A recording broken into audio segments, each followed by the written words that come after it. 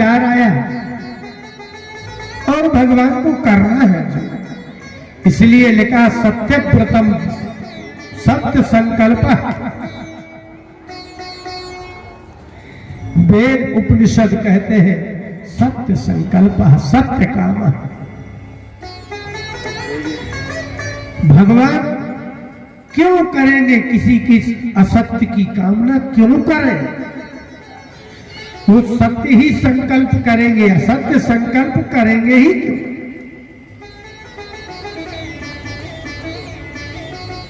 इसलिए उन्होंने संकल्प किया वो सत्य ही होगा, क्योंकि वो अनंत बल है, अनंत ऐश्वर्य है, अनंत ज्ञान, इसलिए सत्यम ज्ञान मनंतम ब्रह्म।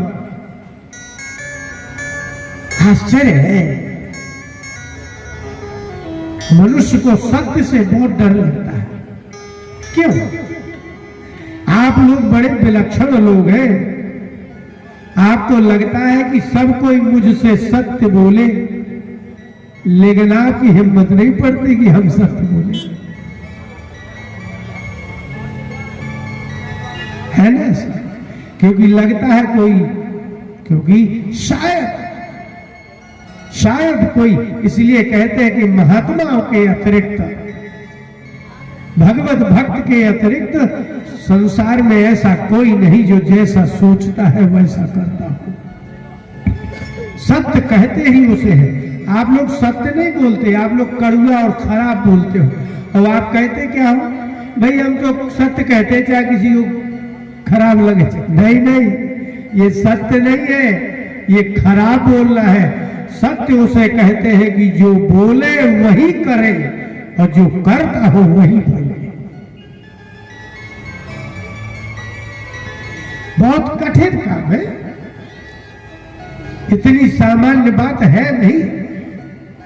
इसलिए भगवान ने जब उसको काली नाग को अंदर गए, काली नाग को पराजित कर लिया, उसके ऊपर नाच लिया, नाच करके उसके एक एक फन को कुचल दिया।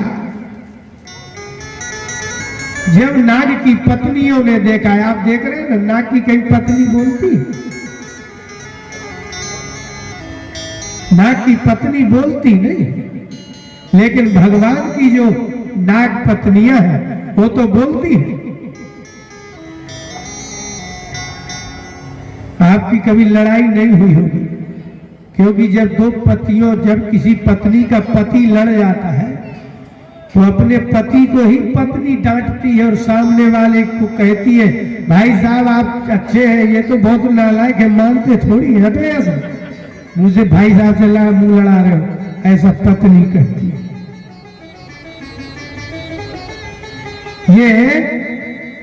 ये बचाने माने बचाव पक्ष है। इसलिए नाग पत्नियों ने भगवान से ये नहीं कहा कि आपने ऐसा गलत किया, भगवान से बोले कि आपने सही किया। क्योंकि अगर सही करने वाले को कह दो कि गलत किया है तो उल्टा और पड़ जाए। श्री कृष्ण गोविंद हरे मुरारे हे नाथ नारायण वासुदेव। सही करने वाले को गलत कैसे कहा जा सकता है? लेकिन मार खाने के बाद पता चलता है कि सही क्या है। समस्या यही है, बहुत दुख उठा लेने के बाद पता चलता है कि संसार दुखमय है। दुखांतम च निगच्छति। भगवान ने गीता में कहा कि व्यक्ति एक बार तत्व को जानने का प्रयास भर कर ले तो उसका दुख अंत को प्राप्त हो जाता है। नाग पत्नियों ने हाथ जोड़ करके कहा, प्रभु आपने गलत नहीं किया, न्यायो ही दंड, दंड देना न्याय है। लेकिन किसको देना चाहिए दंड? जो समर्थ हो। आप छोटे हो, किसी बड़े को थप्पड़ मार दो, कितना भी गलत किया हो उसने, लेकिन आपको समाज सही नहीं। इसलिए इसलिए दंड वही न्यायी है जो बड़ा है वो छोटे को मारे, और छोटा मारे बड़े को तो वो अन्याय है।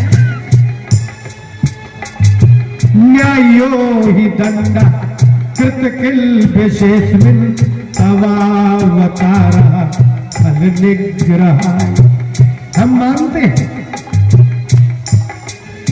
अब इसमें भी बहुत बड़ी बात हो गई।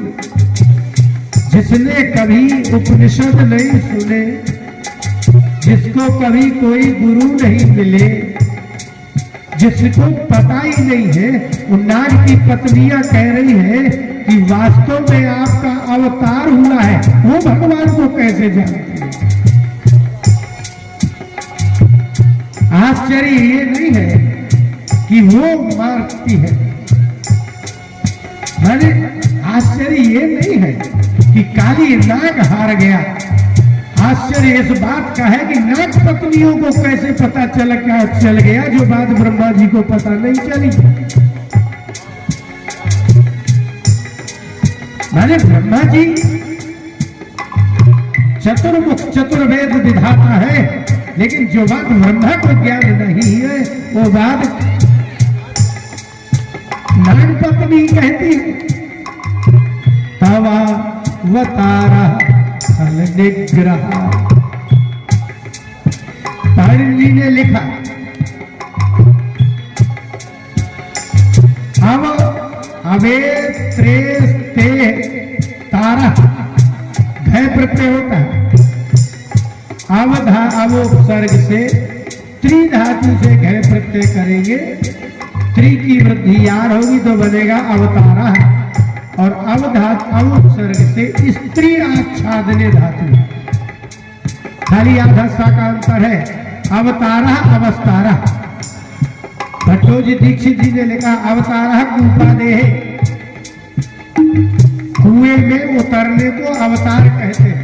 अर्थात आप अगर कुआं में उतरते हैं तो जितनी आयु है, जितनी शक्ति है, जैसा शरीर है, वैसा ही उतरते हैं और वैसा ही चले आते हैं। अवतार का तात्पर्य यही है कि भगवान जैसे है वैसे ही संसार में आते हैं और वैसे ही चलते हैं।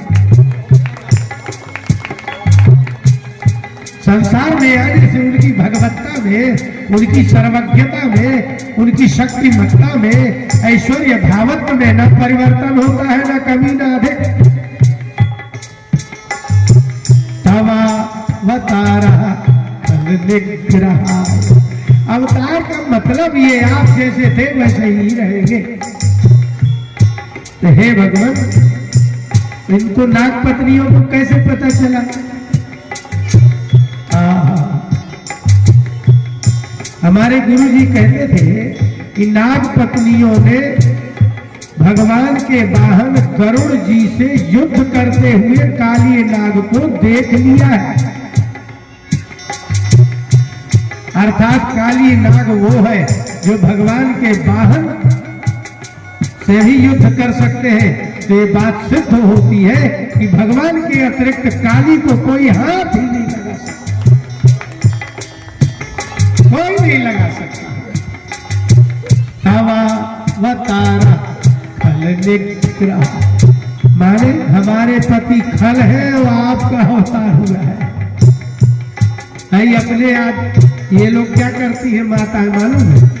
वो पड़ोसी के लड़के से झगड़ा हो जाता है तो अपने लड़के को थप्पड़ मार करके कहती है उसको क्यों मार दिया, ताकि इसके लड़के को कोई थप्पड़ न मार दे, इसलिए खुद ही मार लेते। इसलिए अपने पति को कहा खल है। लेकिन भगवान एक बात मैंने आप में एक विशेषता देखी, सुताना अपितुल्य दृष्टि धत्से दमम फल मेवानुशंसनम। गोविंद हरे मुरारे वेदांत नारायण वासुदेवा। ये ना आपका कोई शत्रु है नहीं लगता। रिपु सुताना मपितुल्य दृष्टि हमने तो पहली बार देखा है, ऐसी बात थोड़ी है। ये तो आप जिसको दंड देते हैं फिर उनके बच्चों से प्रेम करते हैं, देखो सुतानाम ऐसा करना, वो ये तो उल्टा पुल्टा काम है। पहले उसके बाप को दुश्मन मानो, फिर बच्चे को पप्पी ले, ये कोई बाप से बैर, पूछ से सगाई।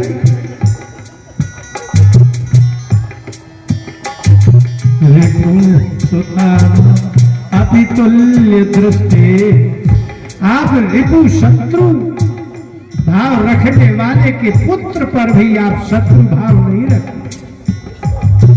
धप से दमम, लेकिन आप दमन जरूर करते हैं। क्यों? फल अच्छा फल निकालने के लिए खल का दमन करते हैं, क्योंकि आपका अनुग्रह करना भी क्रोधोपिते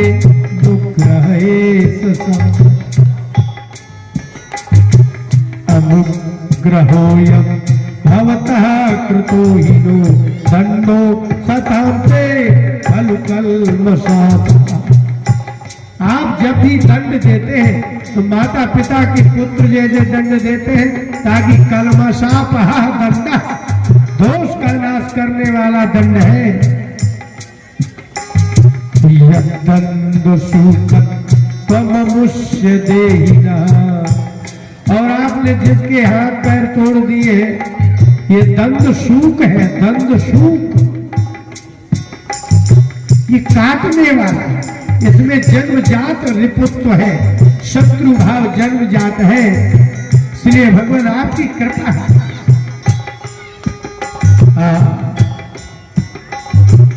लेकिन एक बात आज पक्की हो गई, क्यों बोले? इसलिए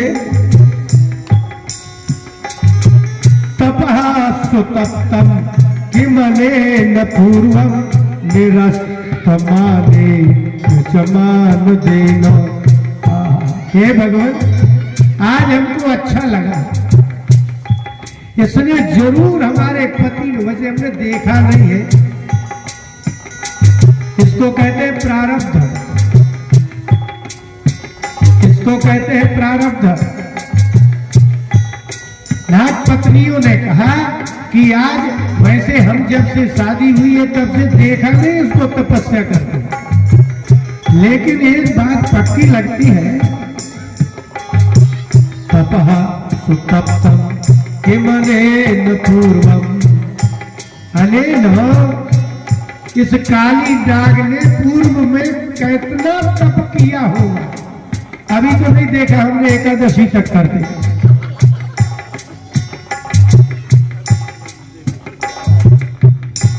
इसलिए हम कह रहे थे प्रारब्ध उसे कहते हैं जो बिना परिश्रम मिल जाए।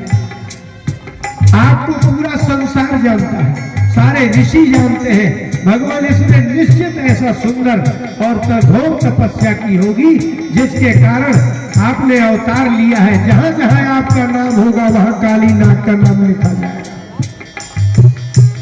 इसने कोई पुण्य नहीं किया कि पूरा संसार नाम ले। धर्मोऽथवा सर्वजनानुकंपया, या तो इस काली नाग ने कोई धर्म का आचरण किया होगा, या सर्वजनानुकंपया, भगवान कैसे प्रसन्न होते हैं,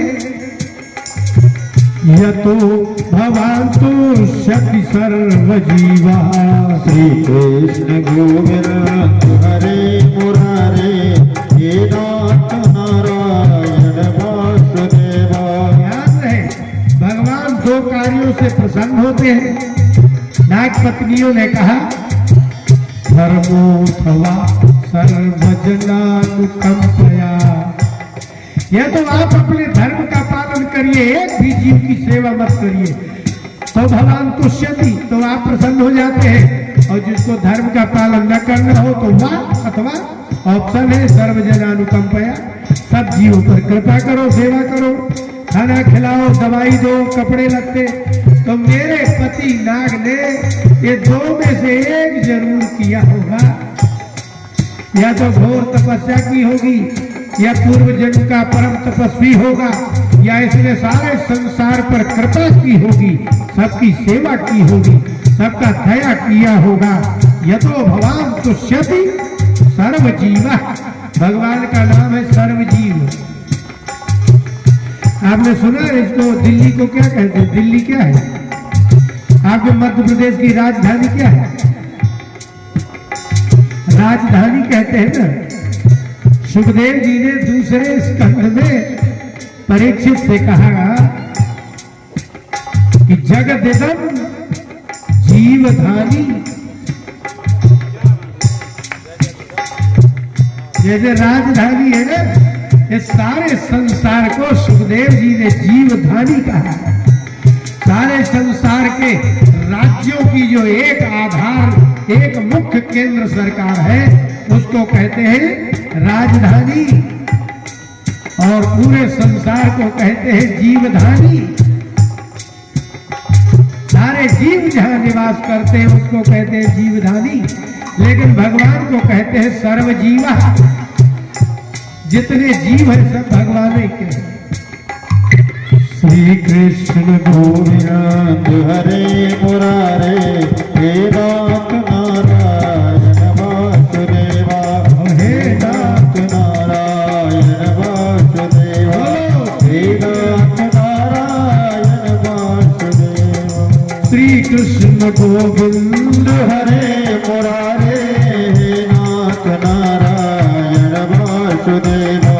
श्री कृष्ण गोविंद हरे मुरारे, हे नाथ नारायण वासुदेवा, हे नाथ नारायण वासुदेवा, हे नाथ नारायण वासुदेवा।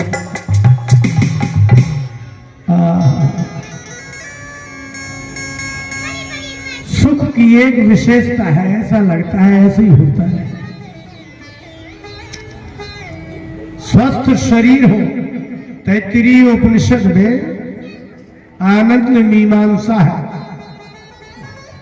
अच्छा, आप लोग इतनी माताएं बैठी हैं, इतने पिताजी लोग बैठे हैं,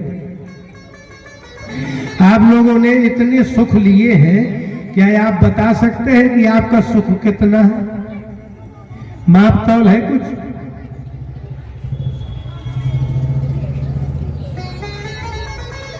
आपको अगर रसगुल्ला खाने का मन हो और रसगुल्ला दिया जाए तो आप के बता सकते हैं आपको कितना आनंद आया है?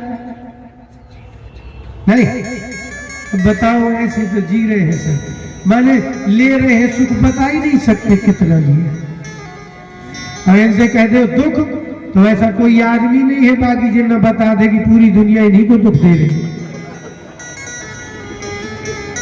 एक स्त्री से पूछो तो सास भी, नंद भी, पति भी, मतलब कोई बाकी ही नहीं, नंदोई भी, दुकानदार भी, यहाँ तक कि दोस्त भी, ऐसा लगता है ये अकेली है और पूरा संसार दुख ही देने में लगा। और किसी आदमी से पूछो यार भाई क्या है, अरे बोले अब मत पूछो यार, और यहाँ औरत खाई जा रही है, यहाँ पिता खाए जा रहे हैं, यहाँ जीजा खाए जा रहे हैं, यहाँ साले। ऐसा लगता है कि एक आदमी को पूरा संसार दुख दे रहा है, और इनने कम मजा नहीं लिया, सुख तो खूब लूटा है पर बता नहीं सकते। ये ऐसा लग रहा है जैसे किसी गाय को बढ़िया जो है एक पानी में थोड़ा नमक और आटा मिला के दे दिया जाए तो जीभ लगा लगा के चाट जाती है, लेकिन बता नहीं सकती कितना मजा है। आप लोग नहीं बता सकते ना। अरे राम, और जिनने आनंद नहीं लिया है वो बताते हैं कि कितना आनंद है। बताइए क्या है ये संसार? उल्टा ही है। बीमारी पैदा करते हो आप, लेकिन आपको ठीक करना नहीं आता। तो बीमारी करते हो आप और ठीक करता है वो जिसने बीमारी नहीं दी। ऋषियों ने संसार का सुख नहीं लिया, लेकिन संसार में कितना सुख है उसका माप तौल कर दिया। इसका मतलब यह है कि संसार का तत्व वही जानता है जो संसार नहीं भोगता है। और जो संसार भोगता है वो संसार का तत्व ही नहीं जान सकता।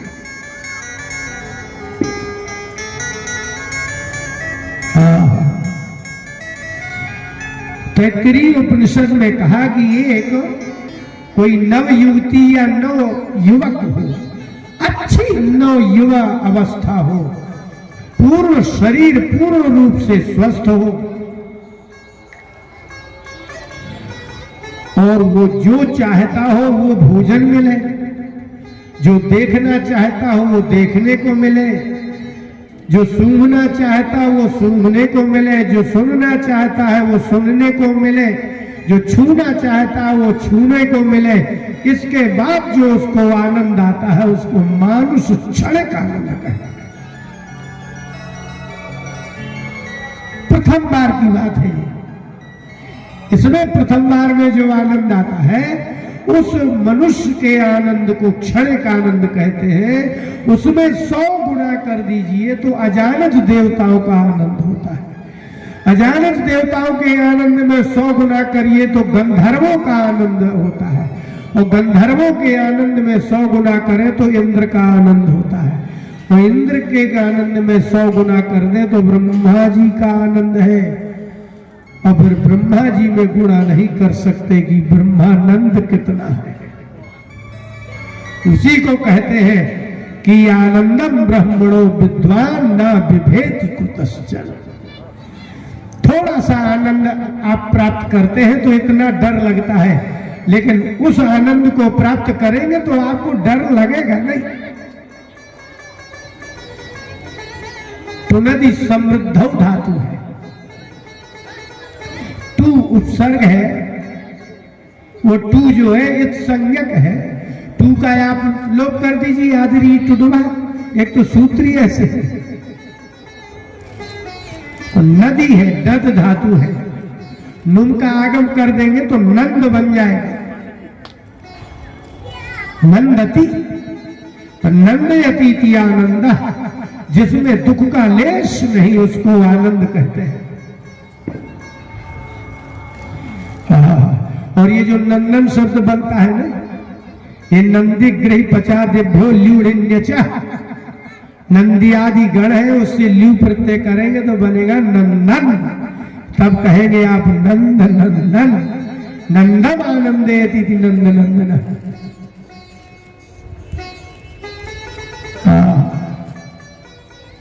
इसलिए भगवान के साथ में रहने वाले जितने भी जीव हैं वो सब भगवान के परिकर हैं। गोपियों को भगवान सहज नहीं है, और भगवान के लिए गोपियां भी सहज नहीं है। संसार का अपना बंधन है।